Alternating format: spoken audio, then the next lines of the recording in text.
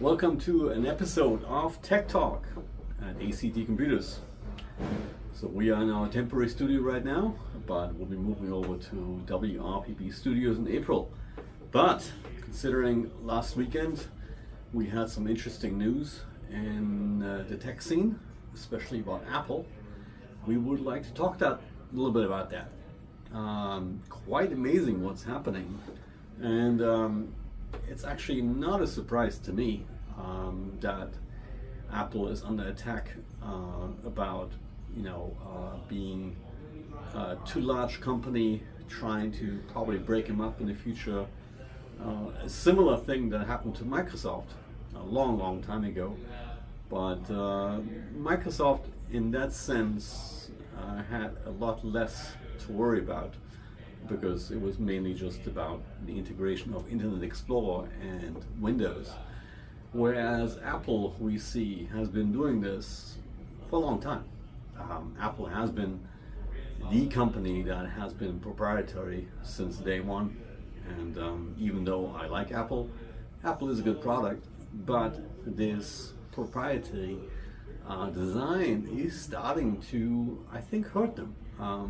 In my opinion, Apple, needs to loosen up, be able to communicate with other devices, and that's one of the things that they're talking about right now. Is that basically, once you are signed up in the Apple environment of having Apple devices, you really have a hard time switching away from that to anything that is not Apple-based. So if you're trying to communicate with friends and family that are using an Android device and you're trying to use video communication, obviously you have to use another app to talk to them. You cannot use a native Apple app, and then the quality goes downhill from there. So anyway, it's all designed to keep you obviously within the company's environment so that you buy more products in the future, which is all cool, but there's a limit to that, obviously. We see a big movement in the repair section, basically that computers, especially Apple devices and Apple computers, are almost impossible to repair now, as in they are designed in a certain way to be non-serviceable. And that reminds me of something very similar to, let's say, buying a car.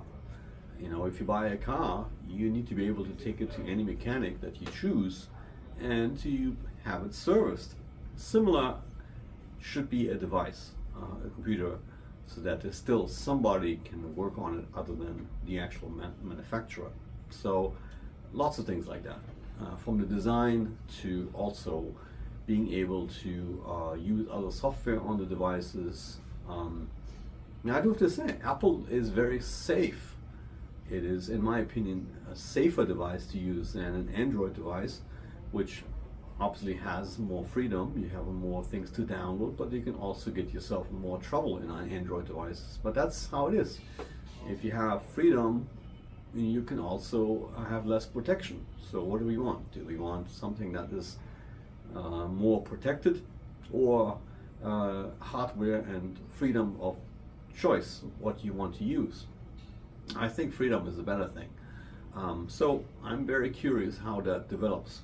And so the other thing in the news is obviously, again, artificial intelligence, AI, how fast it's progressing. And that's the other thing. So Apple supposedly has been behind on the development on their own AI products.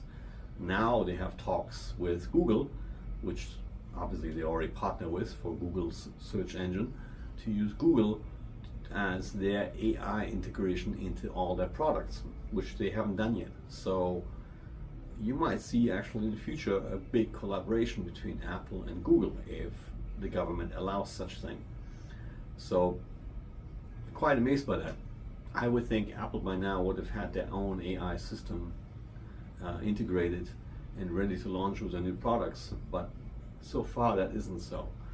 We've seen notebooks, MacBooks being advertised as being the fastest AI notebook for AI use in the future, but nothing really concrete. Seems like just a play of words. I do have to say, other companies are adopting much faster. As you can see, Microsoft introduced Copilot, which is part of the operating system to assist you with certain needs on your computer. Samsung is doing very well with their phones. They have AI integrated in their phones to assist you with certain tasks, and it's a great system. I mean, I just tried out a phone from Samsung, and I was amazed at what it can do. Right now, I'm actually shooting on the Samsung Galaxy 23, and I'm thinking about replacing that